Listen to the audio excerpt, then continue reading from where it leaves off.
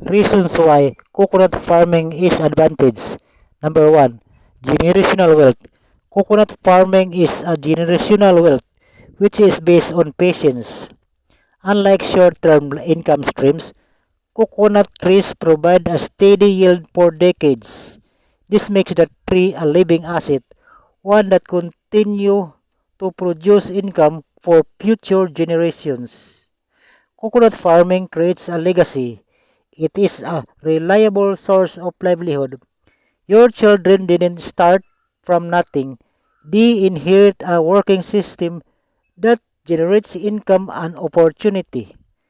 Statistics shows that 3 million Filipinos are coconut farmers and 25 million people are indirect participants of the coconut industry, including merchants and cocoa oil refiners. 2. Sustainability. Income from cocoa farms can support basic human needs like food, shelter. Cocoa lumbers are durable. It can be used to build modest home. Abundant harvest will be periodic for at least 100 days. If applied with fertilizer, increased production can be achieved. However, other livelihood can be integrated into the farm like piggery, raising cows and poultry, which will provide other source of income while waiting for the next harvest. Your food is abundant. You will not need to buy meat from the market so you can save more money. For me, having cocoa farms is strategic, not risky, but with certainty. Third, resiliency. Coconut farming is of resilience through its ability to endure changing climate, economic shifts, and the passage of time. The tree can withstand strong winds, floods, adapt to varied soil conditions, and recover from natural disturbance, such as drought, rains, even in harsh environment. Once established, they continue to produce for decades through its lifetime, ensuring a steady source of income. Coconuts provide multiple uses. This flexibility is of great importance towards financial stability. If it is a sustainable system that persists and continue to provide livelihood for generations.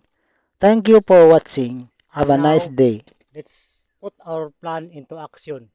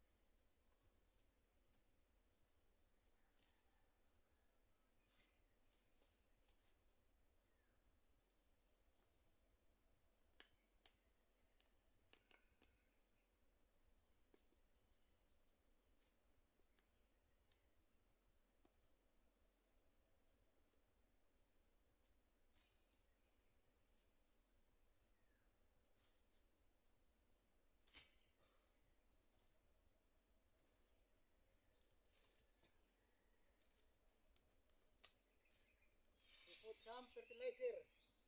Complete fertilizer.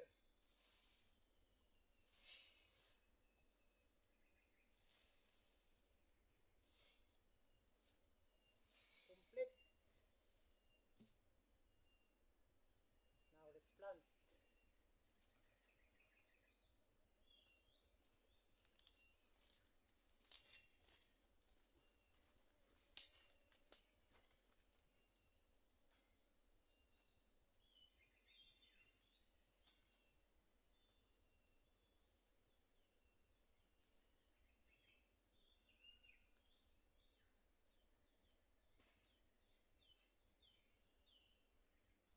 Okay.